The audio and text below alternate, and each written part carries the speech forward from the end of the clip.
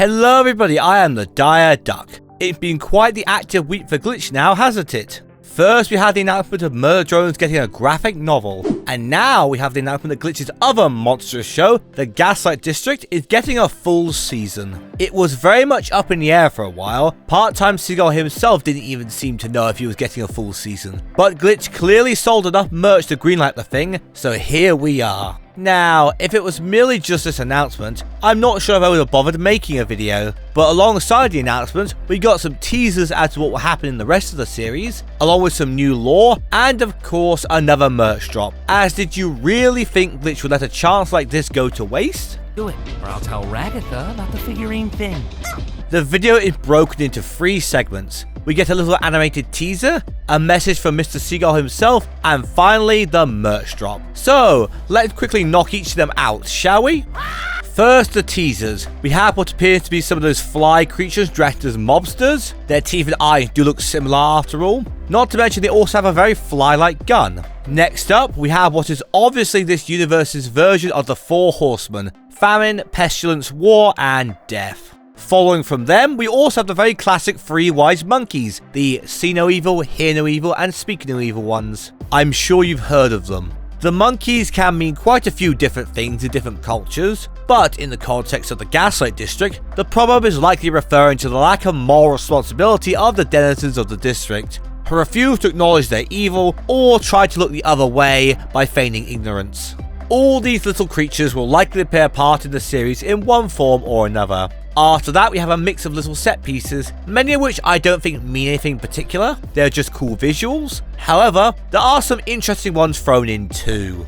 In amongst them all, we see what seems to be a pharaoh-type rotling, addressing some followers. If we're going to continue on the religion train, this is most likely something to do with Moses. We next see Diligence peering through a window. If I were to guess, this is likely the Whalebelly's butcher shop. Though it is unclear whether or not this is a canon event in the show, or just a fun little visual they've cooked up. It could go either way. Next up, we have what I assume is this series' depiction of Beelzebub, the Lord of Flies. As you can see, a load of little fly worshippers at the bottom there. He represents gluttony and envy, which, when you look at the Gaslight District as a whole, definitely checks out. I imagine that he's the cause of all little fly creatures we see roaming around the district. It is unknown if we'll see the other deadly sin demons. I might say no, as everything we have seen thus far from the Gaslight District fits Beelzebub and only really Beelzebub. Though, he is sometimes also considered to be another name for Satan. What's the topic? Devil worship? So this might in fact just be Satan. You know, the beast,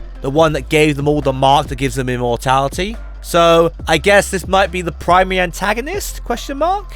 After that, we have a visual of Mel standing in an ocean, with many clones of herself also being dotted around. I imagine this is some nightmare sequence that Mel is having, relating to her status as a human and her experience with the angels and the prophecy. We next see a collection of religious looking paintings, showing what I imagine is the origins of the Gaslight District. It seems it used to be a much nicer place before it all went to shit. We also see the Mark of the Beast present and a giant heart. So, what I imagine happened is that the humans betrayed God after being saved from what looks to be a flood, before then throwing in with Satan with the Mark of the Beast.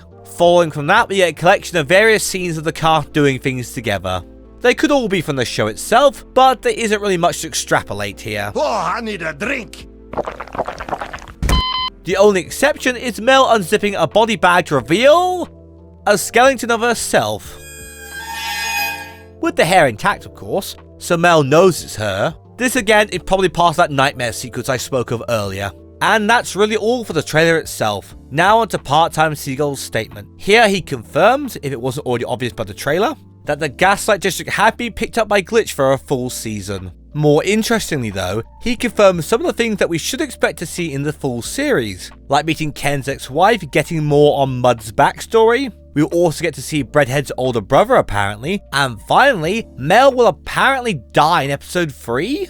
Though that last one makes it seem like it's all played for laughs. Maybe it's not, because after all, we did see Mel's skeleton in the trailer. Part-Time Seagull then gives us all a big thanks for supporting the show. But of course, an announcement like this from Glitch would not be complete without another merch drop. Though this time around, it's old Seagull tells us about it instead of one of the in-universe characters like Glitch normally does. So, what have we got this time around? Well, we got a Mel figurine, a Ken plushie, some acrylic stands, a black hand notebook, presumably to indulge all your Satan worshipping needs, and a little black hand necklace to drive home that worship. They also have a few t-shirts and some other items that they presumably didn't think were interesting enough to mention in the actual merch drop video itself. And that's all he wrote for this one. So, it seems that we're going to be getting a much more expanded world, which will continue the religious theme that the show has set up. I'm sure there's a bunch more references in this teaser that I didn't clock onto. I guess we better break out our Bibles if we want to actually understand this show. Lord only knows we're going to need them with all the horrors we've been teased with.